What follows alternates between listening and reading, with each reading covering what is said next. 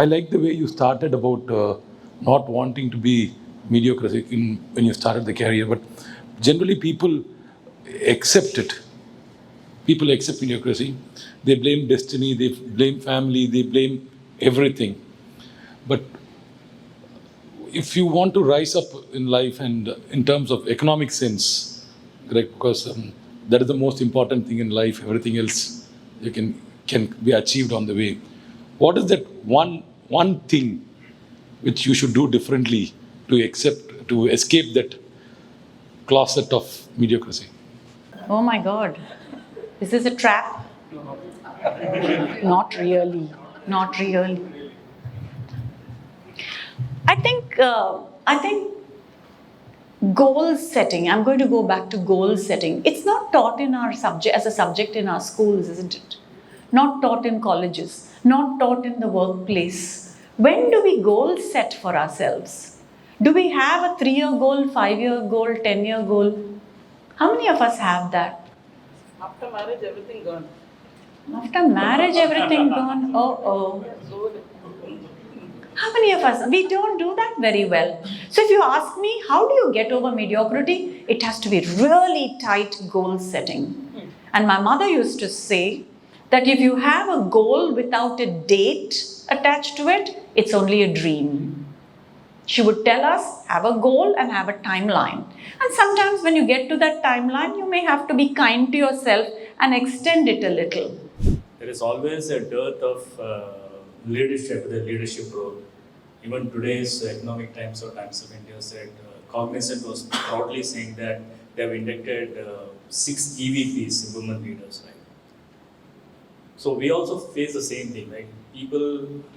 Women does not want to move forward. So what is that kind of things that you think should be done to ensure that they take up senior?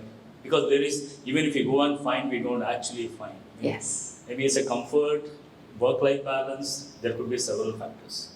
This work-life balance is a excuse. I don't think that's the real reason. Women don't move or don't stick to organizations, according to me, and many others who have had much more experience than me, because they don't feel valued. So if you value your women and if you are vocal about that value, then the chances are high that they will grow, rise, and stick to an organization. And they can be extremely loyal and they can be great brand ambassadors. But the thing is, there is that slight hesitation. You ask a man, here are the 5 things we need to become president. He'll say, I have 6. But you ask a woman, here are 5 things, she'll say, I have 3.5. I don't think that 1.5 I'll ever be able to achieve. So there is that kind of little self-doubt or a little bit of negative self-talk that goes on. And that's why our program of mindful leadership is about first raising your sense of self, being strong in your core and being able to raise it. And then raising your hand, and because you only get what you ask, otherwise nobody gives you whatever is available, right?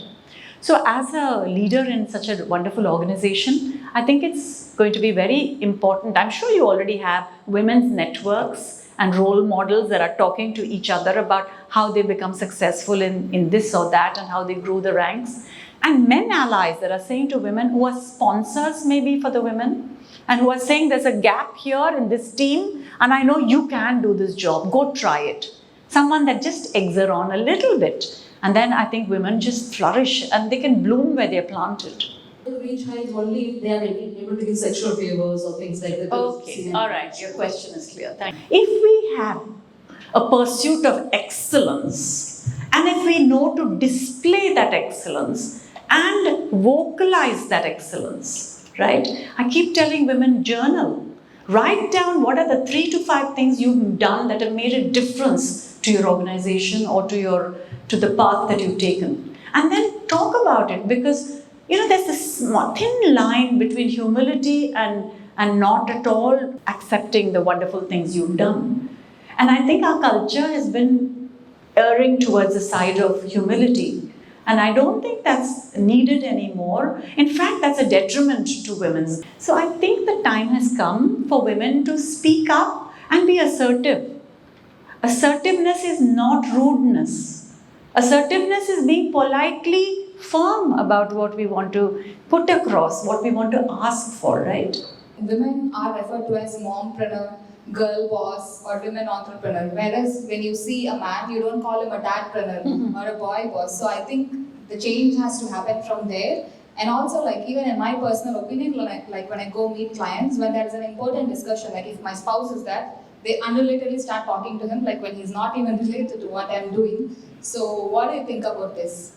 Now, Finland, women are very powerful, right? And it's a very woman-oriented culture. So when they came and they were going to launch their factory, I'm talking years ago, it was the women on the team that were going to make all the decisions. And I was going on looking at the man and talking. I didn't know the sensitivity at the time. She turned around and said to me, "Why are you talking to him? I'm the decision maker." She openly told me that.